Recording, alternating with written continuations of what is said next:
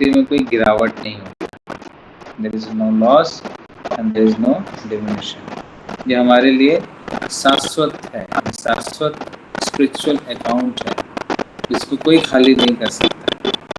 बाकी अकाउंट जो हमारा खाली हो सकता है, लेकिन आध्यात्मिक अकाउंट जो स्पिरिचुअल अकाउंट है वो कभी खाली नहीं है। तो जब हम नाम जप कर रहे हैं, सुबह मंगला आरती करते हैं, भक्तों की सेवा करते हैं, तुलसी महारानी की सेवा करते हैं, फेस्टिवल्स में आते हैं, ठाकुर जी का श्रृंगार करते हैं, जो भी भगवान से संबंधित गतिविधि है वह हमारे लिए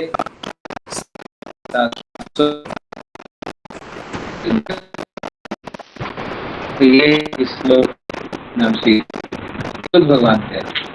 और दूसरी बात क्या कह रहे हैं, इसमें थोड़ी भी जो प्रवृत्ति है, थोड़ी सी भी, ज्यादा नहीं कह रहे, थोड़ी सी भी कोई प्रवृत्ति कर लेता है तो बड़े से बड़े भय से मुक्त हो जाते हैं। जीवन है जो है बोलते हैं मृत्यु का। तो भगवान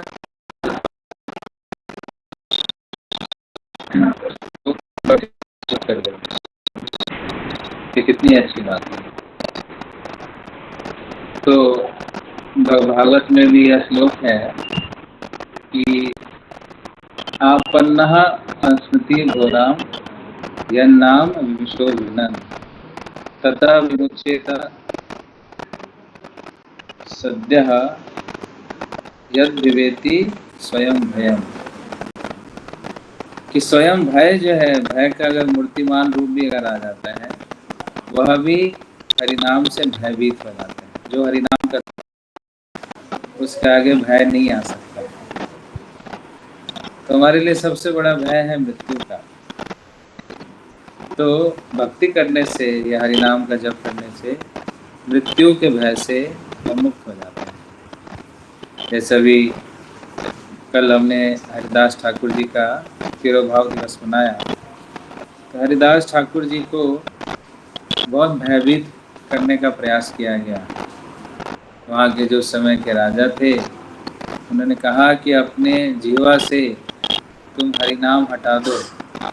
अगर तुम हरिनाम करते रहोगे तो तुम्हारे टुकड़े टुकड़े कर दिए जाएंगे। लेकिन हरिदास ठाकुर को थोड़ा भी भय नहीं था।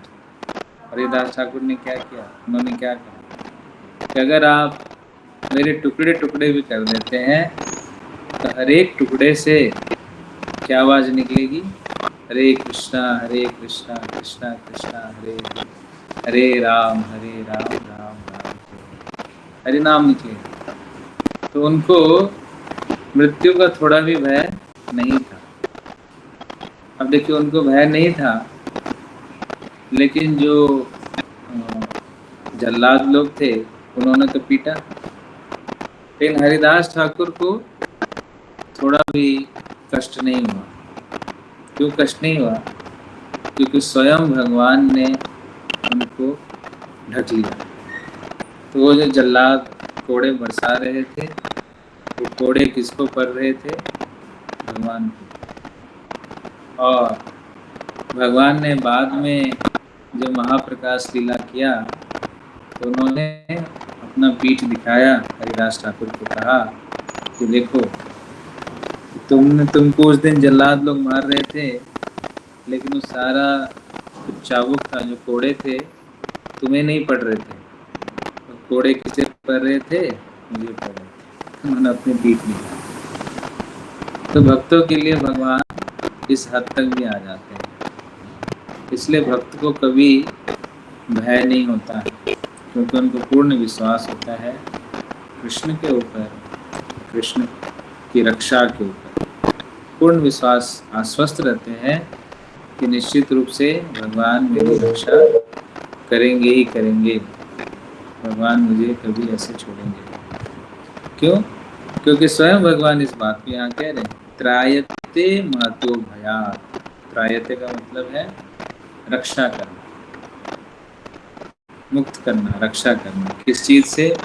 भयात्, बड़े से बड़े भय से मैं उस व्यक्ति को क्या कर देता हूँ? मुक्त कर देता हूँ। ये श्लोक का मतलब है कि हम जो भक्ति के पथ पे चल रहे हैं, तो अगर मान लीजिए कभी किसी के मन में संदेह होता है कि मैं जो कर रहा हूँ ठीक कर रहा हूँ कि नहीं कर रहा हूँ, टाइम तो कहीं नहीं मेरा, माला जप करके नहीं हो रहा, रीडिंग करके कहीं मेरा टाइम वेस्ट तो नहीं हो रहा, मंदिर जाके मैं कहीं टाइम वेस्ट तो नहीं कर रहा। इस श्लोक को हमें देखना चाहिए। इस श्लोक में भगवान कह रहे कोई तुम्हारा टाइम वेस्ट नहीं हो रहा, तुम्हारा जो है एक्चुअल स्पिरिचुअल अकाउंट बढ़ रहा है, उस अकाउंट को बढ़ाओ। कोई वेस्टेज नहीं है, बल्कि मनुष्य जीवन इसी अकाउंट को, स्पिरिचुअल अकाउंट को बढ़ाने के लिए मिला है, बाकी अन्य योनियों में तुम ये नहीं कर सकते। इसी बात का विश्लेषण करते हुए प्रभुपाद जी श्रीमद् भागवतम के स्कंद के 5वें अध्याय के 17वें श्लोक को कोट कर रहे हैं। वो कह रहे हैं कि मान लीजिए एक ऐसा व्यक्ति है जिसने अपनी सारी जिम्मेदारियां छोड़ दी हैं और केवल वो भगवान की भक्ति कर रहा है, और इस भक्ति में हो सकता है कि वो पूर्ण रूप से सफल ना हुआ हो। और दूसरा व्यक्ति ऐसा है जिसने भक्ति नहीं किया और उसने सारी अपनी जिम्मेदारी बहुत अच्छे तरीके से किया, जितनी भी उसकी जिम्मेदारी थी, पुत्र के रूप में, पिता के रूप में, ऑफिस में उसकी जो जिम्मेदारियां थी, उसने सब कुछ बहुत अच्छे से किया, लेकिन उसने भक्ति नहीं किया। दूसरी तरफ एक ऐसा व्यक्ति है जिसने भक्ति टूटे फूटे तरीके से किया और अपनी जिम्मेदारी भी ठीक से नहीं की। तो दोनों में किसका पलड़ा भारी है? ये भागवत का श्लोक है। तो भागवत क्या कहती है कि मान लीजिए इसने अपनी भौतिक जिम्मेदारी पूरी नहीं भी की, लेकिन भक्ति करने का प्रयास किया, टूटा फूटा भी किया, तो वो व्यक्ति जो है ज़्यादा श्रेयस्कर है। भागवत ऐसा है। लेकिन जिसने बिल्कुल भक्ति नहीं की, केवल अपनी सांसारिक जिम्मेदारियों को करता रहा, भक्ति के नाम पे कुछ नहीं किया, तो जीवन जो है वो असफल माना गया। तो मिला जुला करके श्लोक का निष्कर्ष यह है कि भक्ति में अगर हम कुछ भी कर लेते हैं तो इसका कभी हमें नुकसान नहीं भरना पड़ता, ये हमारे अच्छे के लिए है, भलाई के लिए। इसलिए जब भी समय मिले, जितना समय मिले, कुछ ना कुछ हमें कृष्णा कॉन्शियस एक्टिविटी करनी चाहिए, और यही हमारा असली कमाई है, ये हमारा असली धन है, ये हमारी असली कमाई है। ये इस श्लोक का मतलब है। उसके बाद 41 श्लोक, ये श्लोक भी बहुत इम्पोर्टेंट है। प्रभुपाद जी इस श्लोक के ऊपर भी काफी कुछ बोलते हैं। इस श्लोक का उच्चारण करेंगे पहले। व्यवसायात्मिका बुद्धि कुरु नंदन, बहुशाखा ही अनंतश्च बुद्धियो अव्यवसायिनाम। इसका क्या मतलब? व्यवसाय और आत्मिका बुद्धि एकः कुरु नंदना। यहाँ पे अर्जुन का एक और नाम आ गया, कौन सा?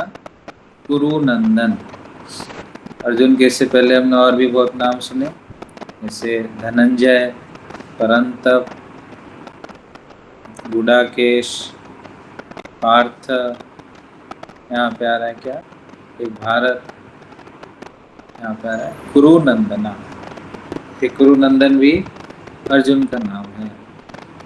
तो अर्जुन को क्या कह रहे हैं कि अपने व्यवसाय और अपनी आत्मिक करो, कि मतलब मन लगा के करो।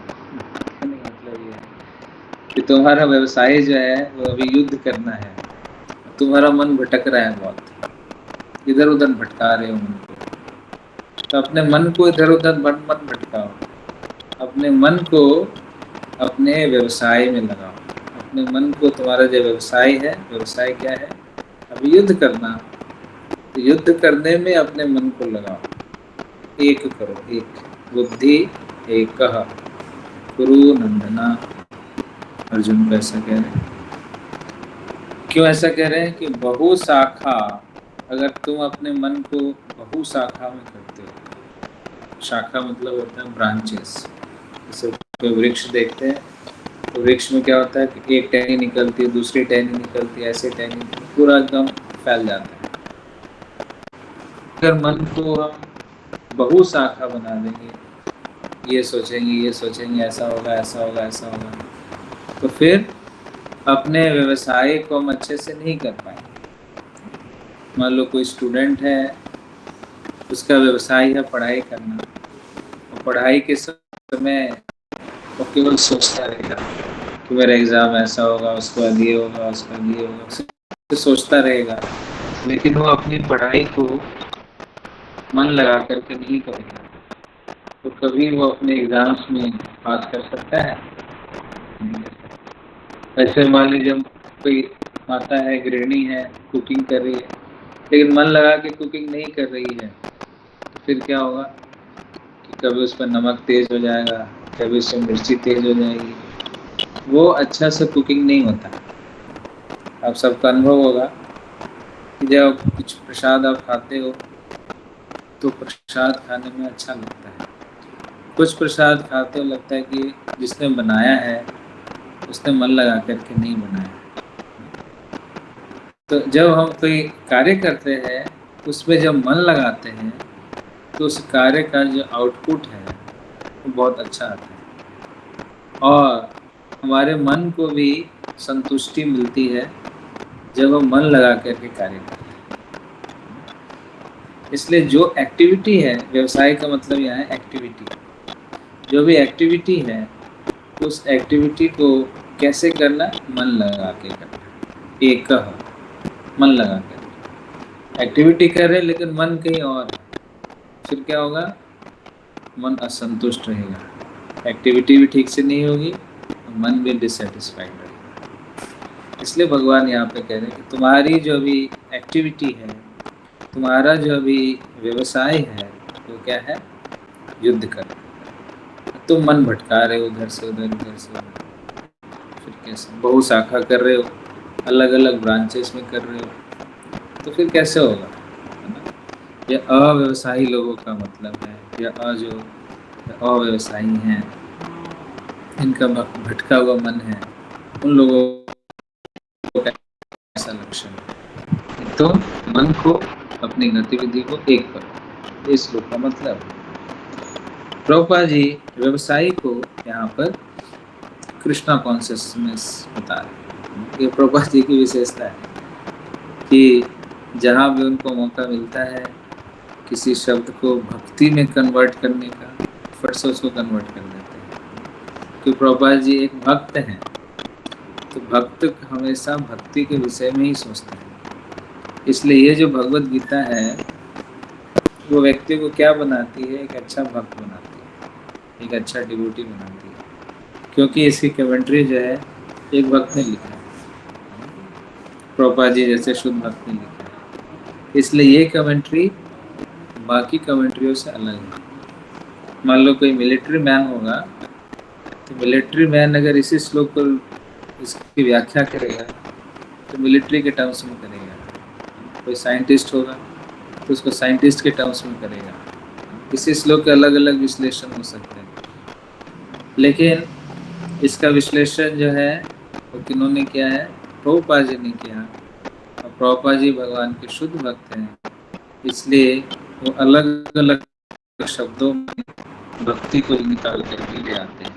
तो यहाँ पर उन्होंने व्यवसायी शब्द, तो इसमें व्यवसायी जो एक्टिविटी है उन्होंने किसकी तरफ प्रोजेक्ट किया है, भक्ति की तरफ। तो व्यवसाय आत्मिका, बुद्धि एक है, तो हमारा व्यवसाय क्या है, भक्ति, और आत्मिका मतलब मन। तो मन को भक्ति में लगाओ, ऐसा कह रहे हैं, मन को भक्ति में लगाओ, बुद्धि एक करो। तो जब हम डिवोशनल एक्टिविटी कर रहे होते हैं तो उसको कैसे करना होता है, मन लगा के करना होता है। ये सब माला जप कर रहे हैं तो माला जप कैसे करना है, मन लगा के करना है। हर एक मन के पर क्या बोलना है, हरे कृष्ण कृष्ण कृष्ण हरे हरे, हरे राम राम राम हरे हरे। तो मन लगा के जप करना। इस प्रकार से भगवान की कोई भी हम सेवा करते हैं, श्रृंगार करते हैं या उनको भोग लगाते हैं, तो उन सब में मन लगा करके कार्य करना, मन लगा करके डिवोशनल एक्टिविटी करना। भटकाते हुए मन से, भटकते हुए मन से अगर आप डिवोशनल एक्टिविटी करेंगे तो उस डिवोशनल एक्टिविटी का पूरा लाभ हम प्राप्त नहीं कर सकते। उस भक्ति में गतिविधि का अगर पूरा लाभ किसी को प्राप्त करना है तो उसके लिए उसको उसमें मन लगाना पड़ेगा। इसका एक व्याख्या ये। दूसरा व्याख्या विश्वनाथ चक्रवर्ती ठाकुर जी करते हैं, जो कि प्रभुपाद जी कोट करते हैं कई बार, और परपट में भी वो बतला रहे हैं कि मन लगाने के क्या मतलब, कि गुरु का जो आदेश है, गुरु के आदेश में अपने मन को लगाना चाहिए। तो जो व्यक्ति गुरु के आदेश पे अपना मन लगाएगा उसी का मन जो है वो स्थिर हो। मन को कैसे स्थिर करेंगे? जब हम गुरु के आदेश का पालन करेंगे। तो प्रभुपाद जी इसमें भी अपना उदाहरण देते हैं कि जब उनका सारा बिजनेस है ये सब डूब गया, लेकिन बार बार उनके गुरुजी उनको आदेश दे रहे थे, सपने में आते थे, क्या बोलते थे, अभय तुम जल्दी से संन्यास ले लो, जल्दी से तुम संन्यास ले लो, बार बार आते थे। तब अभय को समझ में आ गया कि मेरे गुरु महाराज चाहते हैं कि मैं संन्यास लूँ। तब उनका मन स्थिर हो गया और उन्होंने बहुत ही जल्दी उसके बाद 1959 में उन्होंने संन्यास ग्रहण कर लिया। तो उस कॉन्टेक्स्ट में भी इस श्लोक को कोट करते हैं, बताते हैं कि गुरु का जो आदेश है उसमें मन लगाने से हमारा व्यावसायिक का बुद्धि होता है। व्यावसायिक का बुद्धि, फोकस्ड इंटेलिजेंस कब होगा? जब गुरु के निर्देश का हम पालन करेंगे, हमारी बुद्धि एकनिष्ठ हो जाती है। प्रभुपाद जी ने अपने गुरु के सारे निर्देश का पालन किया। उनके गुरु जी ने कहा कि आप जो है पढ़े लिखे नवयुवक हैं, क्यों नहीं आप इस ज्ञान को, चैतन्य महाप्रभु के इस ज्ञान को क्या करो, पूरे विश्व भर में अंग्रेजी भाषा में प्रचार। एक निर्देश ये था। दूसरा निर्देश क्या था कि जब भी आपको धन प्राप्त हो तो आप क्या कीजिए, पुस्तकों को छापिए और पुस्तकों को बांटिए, प्रिंट एंड पब्लिश बुक्स। ये दूसरा निर्देश था। तो आप देखिए प्रभुपाद जी ने इतना कुछ किया और सारे एक्टिविटी का जो जड़ है ये दो इंस्ट्रक्शंस, यही दो इंस्ट्रक्शंस कि अंग्रेजी भाषा में प्रचार करो। तो जिस दिन उनका संन्यास हुआ, संन्यास वाले दिन भक्ति प्रज्ञान केशव महाराज ने उनको कहा कि आप भी कुछ बोलिए इस सभा में। तो सभा में उन्होंने अंग्रेजी में व्याख्यान किया। वहाँ पे जो लोग बैठे थे वो हिंदी भाषी थे, लेकिन प्रभुपाद जी ने अंग्रेजी में व्याख्यान किया। क्यों? क्योंकि गुरु जी का आदेश था। क्या आदेश था? अंग्रेजी भाषा में। भारत में भी आप देखते हैं, मुंबई में जितने भी लेक्चर्स हैं आप सुनो, सारे इंग्लिश में हैं। यहाँ पर वृंदावन में, मायापुर में ज़्यादातर प्रभुपाद जी के अंग्रेजी में बोला। क्यों? गुरु जी का आदेश। इस प्रकार से गुरु जी का आदेश था प्रिंट एंड पब्लिश बुक्स। तो उन्होंने शुरू से ही, जब तक उनके पास श्रीमद् भागवतम का प्रथम स्कंद नहीं आया तब तक उन्होंने प्रचार नहीं, तब तक वो विदेश नहीं गए। जब प्रथम स्कंद आ गया उसके बाद वह विदेश गए और वहाँ प्रचार। और अंत समय तक आप देखते, उनके वीडियो में आप देखेंगे, अंत समय तक वो डिक्टाफोन पर डिक्टेट करते रहे, श्रीमद् भागवतम को ट्रांसलेट करते रहे, पढ़ते थे। तो जीवन भर उन्होंने पूरा जीवन निकाल दिया अपने गुरु जी के इन 2 निर्देशों का पालन करने के लिए कि जब भी आपको मौका मिले तो आप क्या कीजिए, अंग्रेजी भाषा में प्रचार कीजिए। दूसरा, जब भी आपके पास धन आए तो आप क्या कीजिए, पुस्तकों को छापिए और पुस्तकों को डिस्ट्रीब्यूट कीजिए। तो इस प्रकार से इंस्ट्रक्शंस को, जो निर्देश दिया जाता है, जो इंस्ट्रक्शंस दी जाती है, उसमें अगर अपनी बुद्धि को लगाते हैं, उसमें अपने मन को लगाते हैं, तब जा कर के हमारी बुद्धि जो है क्या होती है, स्थिर होती है, उसमें स्थिरता आती है।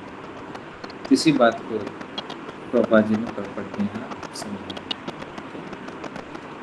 इसके बाद वेदों की जो बातें हैं उसके विषय में कह रहे हैं कि जो वेदों में इतनी सारी कर्म कांड, बेसिकली जो कर्म कांड है, कर्म कांड के ऊपर ले जा रहे हैं बात को, कि भक्ति के अलावा और भी बहुत सारे कर्म कांड हैं जो कि वेदों में लिखा गया है। तो कैसे लोग इस कर्म कांड के प्रति आसक्त हो जाते हैं, अट्रैक्ट हो जाते हैं, वह इस श्लोक में 42 नंबर श्लोक और 43 नंबर श्लोक, 2 श्लोक में बताया।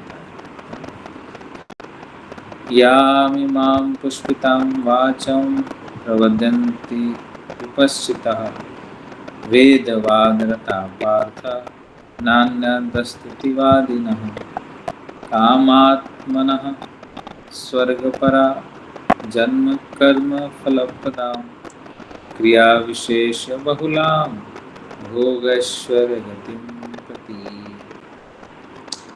तो जो लोग कम बुद्धि के हैं वह वेदों की ऐसी बातों से आकर्षित, पुष्पिता, पुष्प मतलब होता है फूल। वेदों में जो कर्म कांड वाला सेक्शन है ये फ्लावरी वर्ड्स, फ्लावरी है, आकर्षित करने वाला।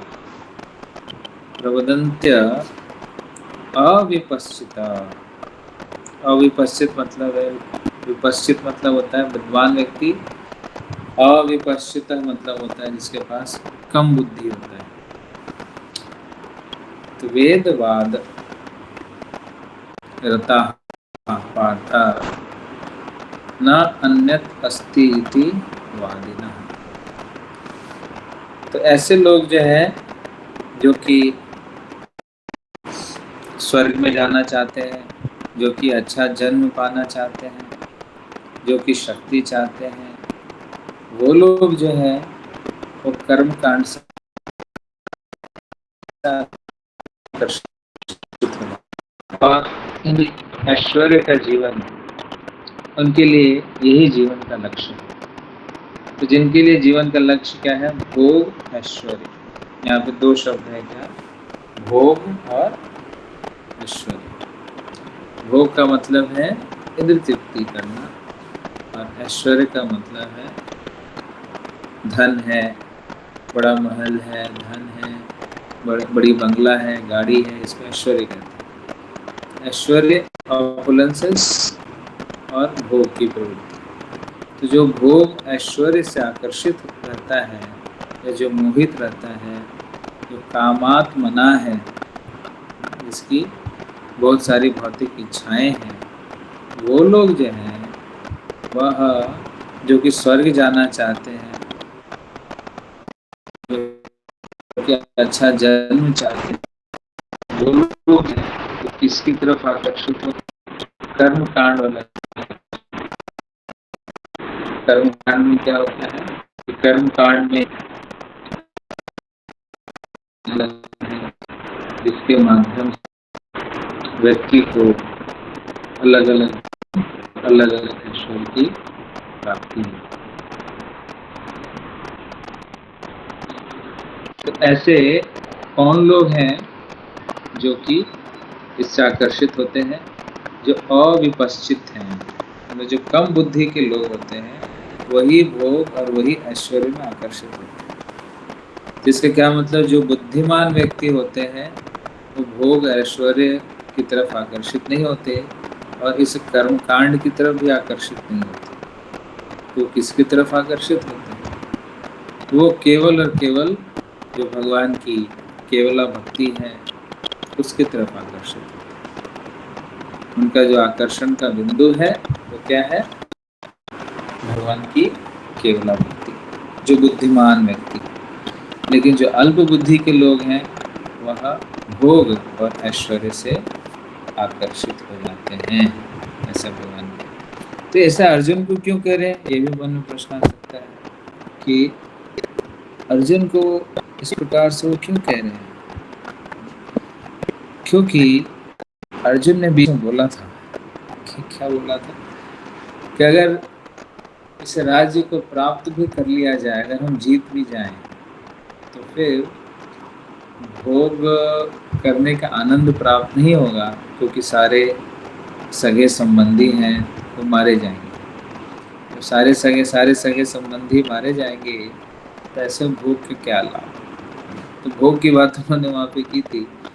इसलिए भगवान कह रहे हैं कि जो भोग और ऐश्वर्य से आकर्षित होता है और इससे प्रेरित होकर के कर्मकांड करता है, ऐसा व्यक्ति क्या है?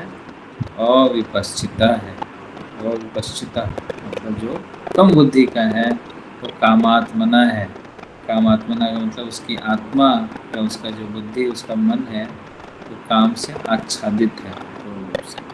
और ऐसा व्यक्ति सिर्फ स्वर्ग जाना चाहेगा, अच्छा जन्म पाना चाहेगा और भोग और ऐश्वर्य से आकर्षित होगा।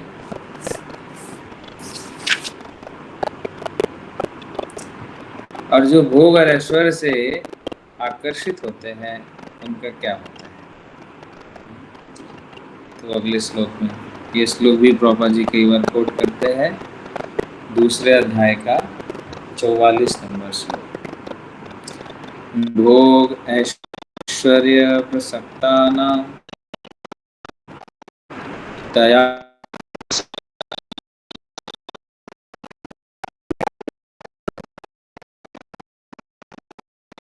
भोग और ऐश्वर्य से आसक्त हो जाते हैं।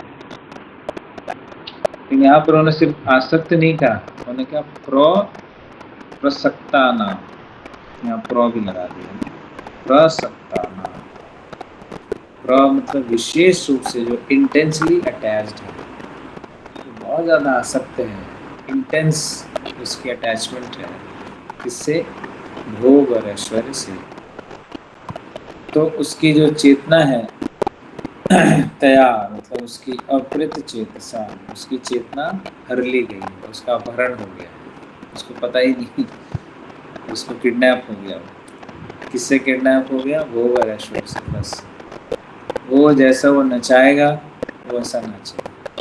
भोग के पीछे, ऐश्वर्य के पीछे वो नाचता रहेगा, जिसका चेतना किडनैप हो गया, भ्रमित हो रहा है। ऐसे व्यक्ति का व्यवसायित्मिका बुद्धि कभी नहीं हो सकती। व्यवसायित्मिका बुद्धि समझाते इससे पहले, इसका क्या मतलब? जो व्यवसाय और आत्म का जो एक्टिविटी है और जो मन है, जब एक हो जाता है उसको व्यवसायित्मिका कहते हैं। तो जिसका मन भोग में और जिसका मन ऐश्वर्यों में लगा हुआ है, तो कभी भी व्यवसायित्मिका बुद्धि नहीं हो सकती। तो जो लोग स्वर्ग की इच्छा कर रहे हैं, जो लोग अगला जन्म इच्छा चाह रहे हैं, जो लोग ऐश्वर्य की वांछा करते हैं, उनके लिए व्यवसायित्मिका बुद्धि मुश्किल है। तो इसमें कई बार प्रभुपाद जी बताते हैं क्या, इंद्र तृप्ति और भगवान की भक्ति दोनों एक साथ नहीं चल सकती, दोनों अपोजिंग है। ऐसे अगर भगवान की भक्ति है, ऐसे इंद्र तृप्ति है, बोले कि दोनों एक साथ नहीं हो रहा। वो उधर, उसका डायरेक्शन उधर है, उसका डायरेक्शन इधर है। जैसे पूर्व और पश्चिम, उत्तर और दक्षिण, वो एक साथ नहीं आ सकते। उसी प्रकार से जो इसका मन भोग और ऐश्वर्य में युक्त हो चुका है, वो कभी भगवान की भक्ति में अपना मन नहीं लगा सकता है। उसके लिए बहुत मुश्किल है भगवान की भक्ति में मन लगा। तो भोग ऐश्वर्य प्रसक्तानां तया अपृत चेतसा व्यवसायत्मिक बुद्धि समाधो न, न मतलब नहीं, विधीयते, ऐसा नहीं होता है।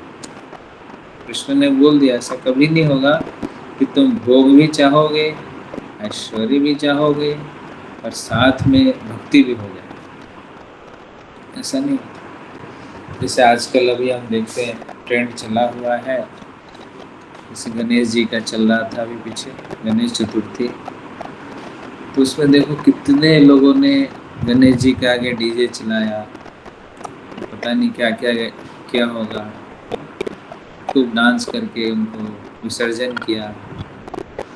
तो उनको भोग भी मिल रहा है, लोगों को यही चाहिए, भोग भी चाहिए और भक्ति भी चाहिए, दोनों चाहिए।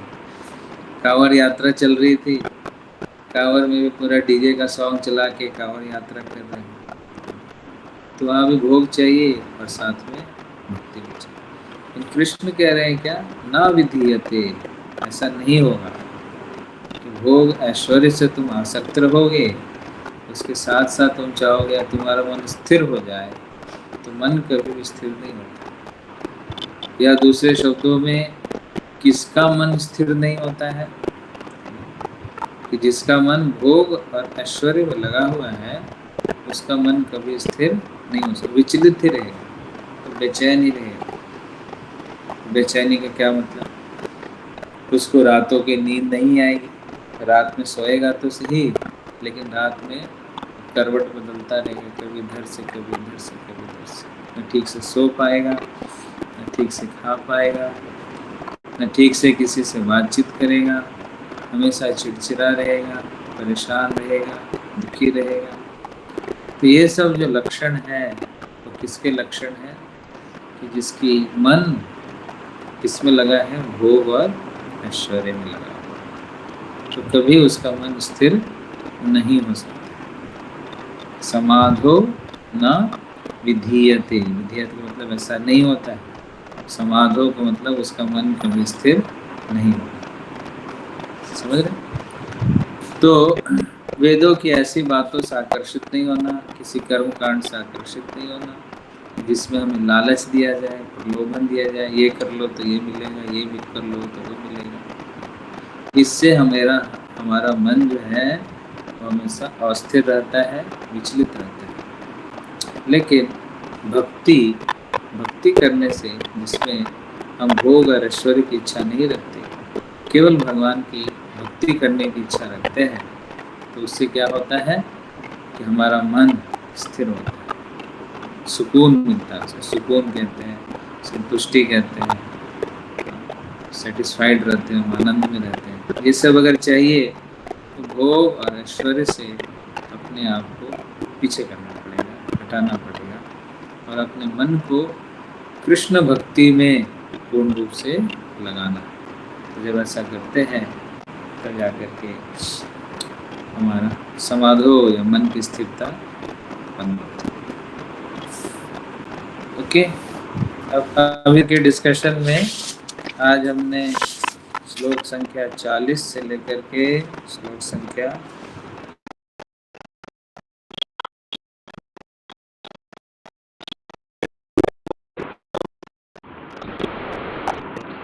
40 आज के डिस्कशन से किसी को कोई प्रश्न है, अपने आप को अनम्यूट करके पूछ सकते हैं।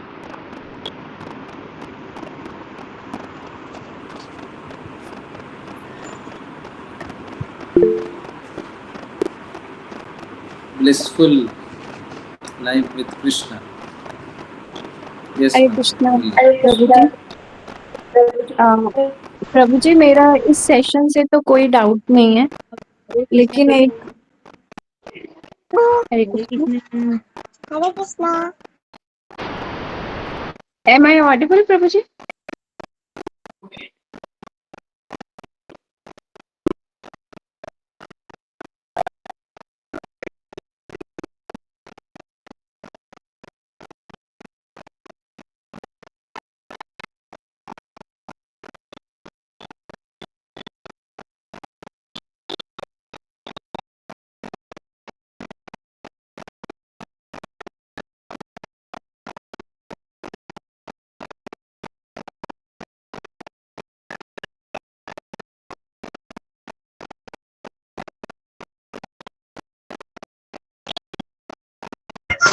हरे कृष्ण।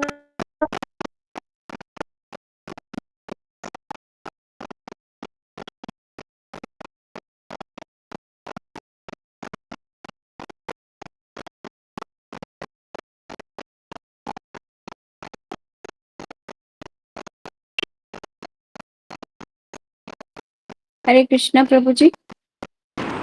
सॉरी, लास्ट टाइम भी ऐसे ही कुछ हुआ था ना, क्लास के बाद एकदम से नेट चला गया। ओके, यस मत बोलिए। प्रभु जी मेरा इस सेशन से तो कोई डाउट नहीं है, लेकिन एक्चुअली अभी 2-3 दिन पहले एक छोटा सा इंसिडेंट हुआ जिससे मेरा माइंड ना थोड़ा डिस्टर्ब हो गया। तो मैं और मेरी एक फ्रेंड ऑनलाइन हम प्रपात लीलामृत पढ़ रहे थे, तो उसमें वही लाइन आई कि प्रभुपाद की पत्नी जो है बच्चों के साथ दूसरे कमरे में चाय पीती रहती हैं और प्रभुपाद के साथ प्रचार में वो सहभागिता नहीं देती। तो my husband who is non ISKCONic, तो वो पास बैठे हुए थे, तो उन्होंने मुझे बाद में बोला कि ये तो एक जनरल पर्सन का पर्सपेक्टिव होता है कि अपनी पत्नी को, अपने रिश्तेदारों को नीचा दिखा के अपने आप को ऊंचा दिखाओ। तो मतलब मैंने उनको कोई क्लैरिफिकेशन नहीं दिया क्योंकि मुझे पता था मैं क्लैरिफिकेशन दूंगी तो वो एग्री नहीं करेंगे किसी भी चीज के साथ। बट उनके ये सेंटेंस ने मेरे को माइंड में थोड़ा सा डिस्टरबेंस क्रिएट कर दिया। आप मेरा पॉइंट समझ गए मैं क्या कहना चाह रही हूँ? प्रभुपाद जी एक नॉर्मल इंसान थे। हाँ, मतलब वो मेरे माइंड को थोड़ा सा परेशानी हो रही है पढ़ने में भी, वो बार-बार माइंड जो है इसी चीज को सोचता है कि अरे ऐसे कैसे हो सकता है, तो ये डायलेमा से कैसे निकलें अब? देखो प्रभुपाद जी ने, अगर आप पूरी लीलामृत पढ़ोगे तो उसमें पहले ये आता है कि इनिशियली उनका यही प्लान था कि विथ वाइफ जो है मिल करके सेवा की जाए। He had all plans and he requested a lot.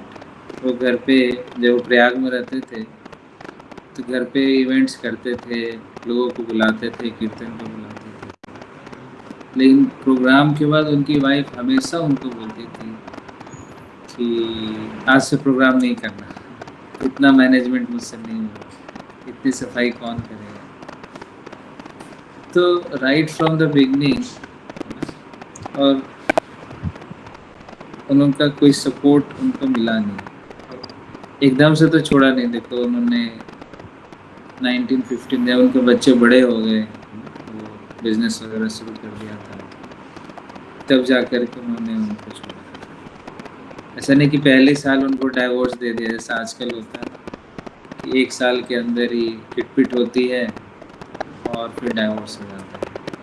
Proper ने वो नहीं किया, उन्होंने किया, उनके साथ वो चले, बहुत दिन तक चले, बहुत दिन तक उन्होंने रेजिस्टेंस को फेस किया।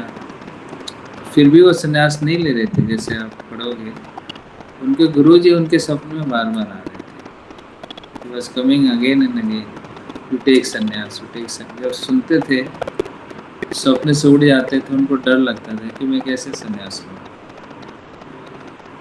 तो उस परिप्रेक्ष्य में देखे तो अपनी जिम्मेदारियों से वो कभी भागे नहीं और अपने घर वो पैसे भिजवाते रहे। बाद में भी उन्होंने अपने विल में लिखा था कि कुछ पैसे जो है आप मेरे घर को भी, अब मेरी पत्नी को भी देना घर चलाने के। तो in that case he performed all his responsibilities.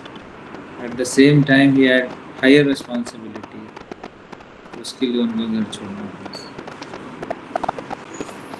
ठीक है, ही ट्राइड हिज बेस्ट, ऐसा नहीं कि एकदम से उन्होंने छोड़ दिया, ही ट्राइड हिज बेस्ट।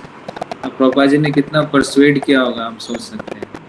जब एक नॉर्मल इंसान को भक्त बनाने के लिए उन्होंने इतना परसुएड किया, तो अपनी वाइफ को भक्त बनाने के लिए उन्होंने कितना परसुएड किया होगा। तो इसलिए इसको इस एंगल से हमें देखना चाहिए। Okay, thank you Prabhu ji.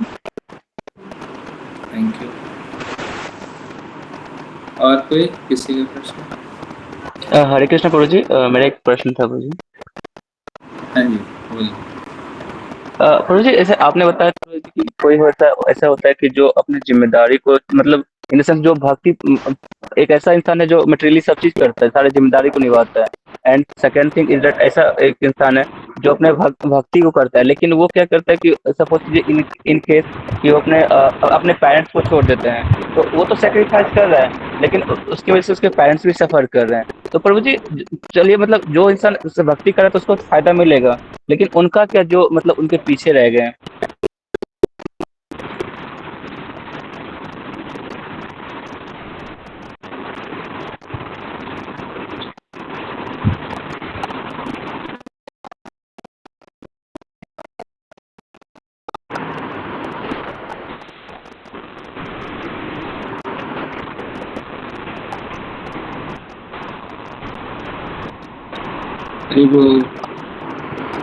Prabhu जी दोबारा पूछिए यस प्रश्न। प्रभु की आवाज आ रही है। मणिकांत प्रभु जी का क्वेश्चन है कि अगर कोई डिवोटी भक्ति कर रहे हैं, लेकिन अगर जैसे वो परिवार को छोड़ देते हैं, तो वो तो जो व्यक्ति कर रहा है उसको लाभ मिलेगा, लेकिन जो परिवार पीछे रह गए हैं तो वो सफर कर रहे हैं, फिर उनका क्या होगा?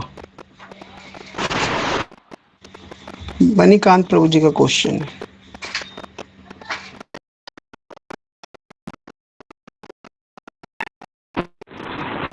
प्रभु जी का नेटवर्क अभी आ रहा है, अभी वेट करें।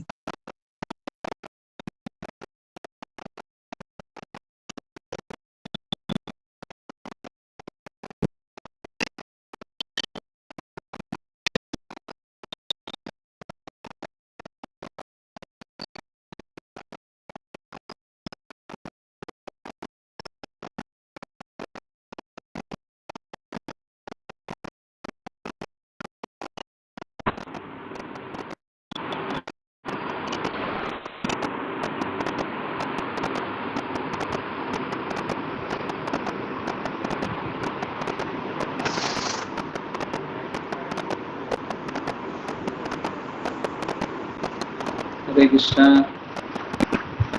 यस प्रभु जी, क्वेश्चन रिपीट करूं प्रभु जी? मेरा इंटरनेट चला जा रहा है लास्ट। प्रभु जी, फिर से बोलो।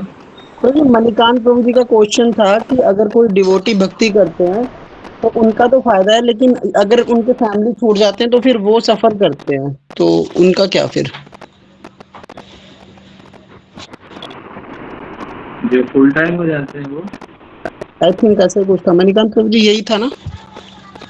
जो फुल हाँ टाइम हाँ प्रभु जी, यही था मतलब ऐसा। यस सर, जो फुल टाइम हो जाता है या मतलब कोई भी मतलब इन द सेंस मतलब हाँ, तो ऐसा नहीं कि इससे पहले कोई फुल टाइम नहीं हुआ। लेकिन जितने भी फुल टाइम हुए हैं, किसी के पेरेंट्स या परिवार वाले कभी सफर नहीं किए। मैंने एक एग्जांपल भी नहीं देखा किसने ज्वाइन किया हो या संन्यास लिया हो, उसके परिवार वाले सफर कर रहे हैं। Krishna takes special protection of his devotees and his family. Chaitanya Mahaprabhu Shrivas Pandit को कहते हैं कि तुम हमेशा भक्ति करते रहते हो, अपना घर वालों पे ध्यान नहीं देते, कैसे मैनेज करते? तो उन्होंने कहा कि प्रभु मुझे तो आपकी भक्ति दिखलाई देती है और मुझे उसी में आनंद आता है। तो चैतन्य महाप्रभु ने 3 बारी क्लैपिंग किया। उन्होंने कहा कि अगर माता लक्ष्मी को भी भीख मांगना पड़ेगी तो भीख मांग करके तुम्हारे लिए लाएगी, तुम्हें किसी चीज की कमी नहीं है। तो भक्तों के परिवार को कभी कमी नहीं होती, कृष्णा वो फुलफिल करता है। भगवान सब कुछ कर सकते हैं, यही तो फेथ है। फुल्ली फेथ अगर हम रखते हैं, Krishna fulfills all the desires of his devotees and his family members. ठीक है? ठीक है प्रभु जी, थैंक यू।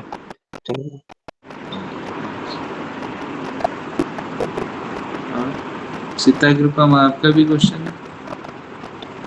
हरे कृष्णा प्रभु जी, सादर प्रणाम। Thank you so much Prabhu जी। तो प्रभु जी मेरा यही था कि प्रभु जी जैसे मान लो कोई भक्त इस्कॉन में फुल टाइम हो जाते हैं, तो क्या पेरेंट्स की किस्मत में ऐसा लिखा होता है कि हाँ उनके कर्मों के हिसाब से बच्चे उनकी सेवा नहीं कर पाएंगे, ऐसा भी कुछ हो सकता है या नहीं? उनके अच्छे कर्म है तभी तो फुल टाइम होते हैं।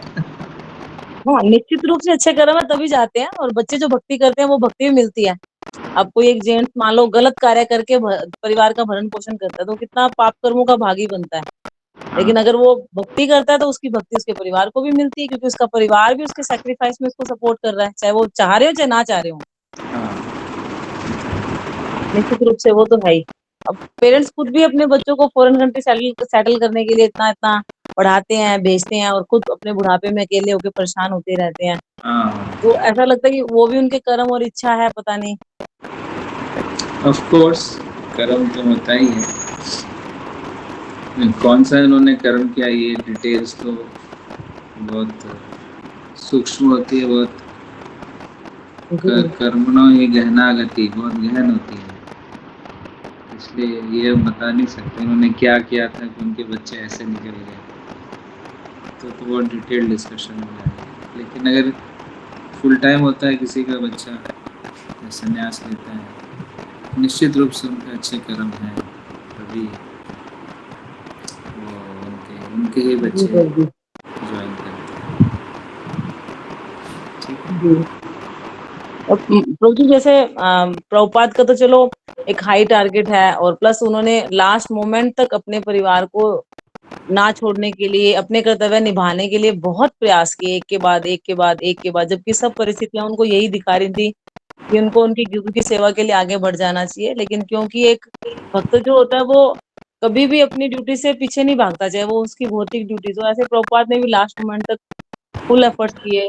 जैसे हम प्रभुपाद लीलामृत में पढ़ रहे थे, एक लेक्चर में भी मैंने सुना था कि प्रभुपाद जब वहां गए थे जहाँ उनकी दोबारा उन्होंने फैक्ट्री डाली और वहां खुद गए, तो उन्होंने घर में भेजा कि कम से कम बेटे को मेरी हेल्प के लिए भेज दो, या एक सर्वेंट ही भेज दो, मैं अकेला कमा भी रहा हूँ, घर का काम भी करता हूँ, तो मुझसे हो नहीं पा रहा है। तो वहां आता है कि घर से कोई भी उनकी हेल्प के लिए नहीं आ रहे थे, जबकि बच्चे शादीशुदा भी थे। कानपुर में फैक्ट्री लगाई थी। जी जी जी जी, मैं नाम भूल गई। तो वहां हम कई बार खुद की परिस्थिति से कोरिलेट करते हैं कि अगर हम लंबे टाइम तक अकेले ही चले जा रहे हैं घर की ड्यूटीज के लिए और हमें घर से सपोर्ट नहीं मिल रहा होता, तो एक टाइम आता है जब हम ना थक जाते हैं, पक जाते हैं, और जब लगता है कि अच्छा मेरे रहने से इनका कुछ भौतिक काम भी नहीं चल रहा है, और मेरे यहाँ रहने से मेरी आध्यात्मिक और गुरु की सेवा भी रुक रही है, तो भगवान के भरोसे भगवान ही कर रहे हैं, भगवान के भरोसे छोड़ के फिर वो आगे बढ़ जाते हैं। तो ये हाँ। डिसीजन गलत तो नहीं होता प्रभु जी? जैसे हम राजा अंग थे, जहां उन्होंने देखा कि जो बेटा वेन है वो बहुत गलत है, और वो उससे परेशान होके राज्य छोड़ देते हैं, तो एक बार को देखने में लगता है कि वो अपनी ड्यूटी छोड़ के भाग गए। हालांकि वो बहुत परेशान थे, किसी भी तरीके से उनके रहने से भी कुछ नहीं हो पा रहा होगा शायद, लेकिन उनके जाने के बाद फिर वेन राजा बनता है और बहुत अत्याचार और सब चीजें शुरू हो जाती हैं। फिर सारे ब्राह्मण मिलके उनको अपने मंत्रों की शक्ति से प्रजा की भलाई के लिए उनको मार देते हैं। तो वहां लगता है कि बाहरी दृष्टि से देखने में लगता है कि राजा अंग अपने कर्तव्य को छोड़ के अपने स्वार्थ के लिए चले गए, लेकिन वो रह के भी कुछ नहीं कर पा रहे थे, और शायद उनके कर्मों का प्रारब्ध यही था कि उनको आगे बढ़ना है, या प्रजा की भी किस्मत में था कि हाँ एक बार को उनको गलत राजा को भी सहन करना है। तो ये बहुत सूक्ष्म चीज है, लेकिन दिमाग उलझता है इन चीजों में। ठीक है, देखो आप भक्ति करोगे तो हमें आंतरिक मार्गदर्शन नहीं मिलता, बाह्य मार्गदर्शन भी मिलता है। आंतरिक परमात्मा भगवान हमारे साथ हृदय में रहते हैं, और बाह्य जो हमारे गुरु हैं, वरिष्ठ भक्त हैं, उनके माध्यम से तो भगवान ही गाइड करते हैं सबको। तो हो सकता है कि पारिवारिक परिस्थिति इतना कंड्यूसिव ना हो, तो उसमें भी हम जितना बेस्ट कर सकते हैं हमें करना चाहिए। और ऑफ कोर्स धीरे धीरे अपनी जो कमिटमेंट्स हैं वो स्पिरिचुअल कमिटमेंट्स की तरफ लेकर के जाना चाहिए। एक एनीवे पारिवारिक या सामाजिक जीवन है वो अपने आप चलता है, वो रुका नहीं आज तक किसी के लिए। आज तक किसी के लिए हमें लगता है कि हमारे वजह से परिवार चलता है, बच्चे पल रहे हैं, ट्यूशन हो रहे हैं, लेकिन आप चले भी जाओगे ना तो भी कोई तो सब अपने अपने कर्मों के हिसाब से भोग रहे हैं, जो भी सुख है दुख है। तो हम जितना कर सकते हैं करें, लेकिन उसके लिए बहुत एंजाइटी लेना, टेंशन में रहना, बहुत ज़्यादा परेशान रहना कि ऐसे करना, होना चाहिए, सबको भक्त बनना चाहिए, तो वो हमारे हाथ में नहीं, it's not in our hand. आप जितना प्रयास कर सकते हैं उतना कीजिए, बाकी कुछ चीज़ें हमें भगवान पे भी छोड़ना चाहिए, है ना? तो डिटैच हम रहेंगे और अपनी अटैचमेंट कृष्ण की तरफ लेकर के जाएंगे, तो वही सोल्यूशन है, और इसका कोई सोल्यूशन नहीं। ओके। जी प्रभु जी, तो जैसे राजा अंग ने वेन के सहारे प्रजा को छोड़ के आगे बढ़े, तो वो गलत तो नहीं था? नहीं तो फिर जो होना था वो हुआ ना, ऐसा तो नहीं कि उनके ना होने से वो चीजें नहीं हुई। हाँ, जो सबकी किस्मत में उस हिसाब से हुआ, आगे से आगे। आगे से आगे हुआ, कोई चीज रुकती नहीं है ना, कोई चीज रुकती नहीं है। हमें लगता है कि हमारी वजह से चीजें हो रही हैं, बट नथिंग स्टॉप्स। बड़े बड़े लोग आते हैं चले जाते हैं, कोई चीज रुकती नहीं है, वो तो चलती है। आगे को जितना वो कर सकते थे उन्होंने किया, वो ठीक था, जितना वो कर सकता है। कई चीज़ आउट ऑफ कंट्रोल होती है, नहीं संभाल पा रहे तो छोड़ दिया, क्या कर सकते। फिर भगवान ने संभाला, फिर स्वयं भगवान आए पृथ्वी महाराज के रूप में, और भी अच्छे से संभाल दिया सब कुछ। तभी हो सकता है परिस्थिति बहुत खराब हो, लेकिन भगवान के ऊपर हम छोड़ते हैं तो चीज़ें कई बार और अच्छी हो जाती है, बेटर हो जाता है। ये भी सिचुएशन। जी प्रभु जी, ये तो होता है, कई बार हम धक्के से कुछ चीजें खींच रहे होते हैं भगवान के छोड़ के, और अपनी आध्यात्मिक और भौतिक ड्यूटीज को करते हुए समझ के बढ़ते आगे, तो वो चीजें पहले से अच्छी हो जाती हैं, भौतिकता में भी अच्छी होती हैं, भगवान पर छोड़ के आगे बढ़ने से होता है ये। ठीक है, Hari Bol, Hari thank you so much. Thank you. Hare Krishna Prabhu ji, बहुत करना। हरे कृष्णा प्रभु जी, सादर प्रणाम। सादर प्रणाम। हरे कृष्णा माता जी, सादर प्रणाम। Hare Krishna Krishna Krishna Hare Hare, Hare Ram Ram Ram Hare Hare. Thank you so much Prabhu ji, thank you so much. सब भक्तों को प्रणाम।